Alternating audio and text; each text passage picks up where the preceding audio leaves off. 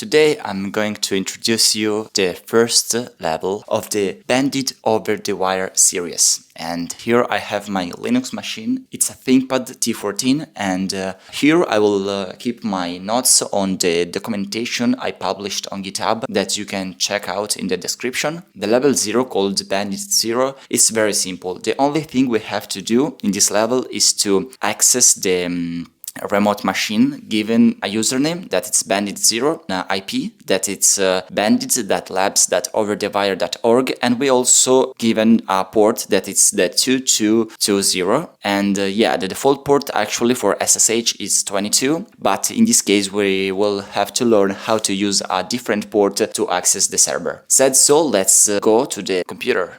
Now let's try to complete the first level. The goal here is quite simple. Log in using SSH into the remote machine. The credentials are given, so let's use the SSH command that stands for Secure Shell. Then let's add the name of the user, that is bandit0 in this case, and we specify the server domain or IP. In this case it's a domain, and it's bandit.labs.overthewire.org. Now the default port is 22, but we have to use the port 2220. So let's use the -p flag to add the port.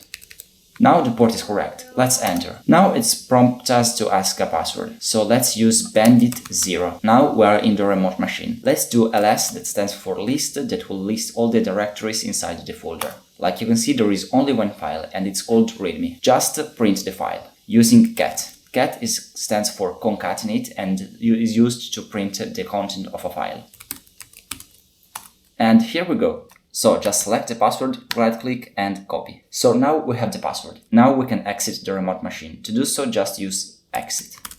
And like you can see, we're back to our machine. Now we can create a file to save all the passwords. For example, we can go into the documents directory and make a file. To make a file, you can use the touch command. Touch and the name of the file. For example, bandits.md. I'm going to use the markdown format, but you can use the text, so you can use txt. After that, if you do ls to list the files, you can see that a bandits.md file is created. So let's edit it. We can use nano as editor, or in my case Vim. Remember that if you don't have Vim, you have to install it. And then the name of the file. Enter and go in the insert mode and use hashtag and here bandit0. Just paste it. And like you can see, we have the first level completed. So we have completed level 0. And yeah, that was easy. But the next one will be a little bit more complex. And each level will be harder. But we will learn a lot of things throughout the course. Hope you enjoyed the video, like and subscribe, and see ya.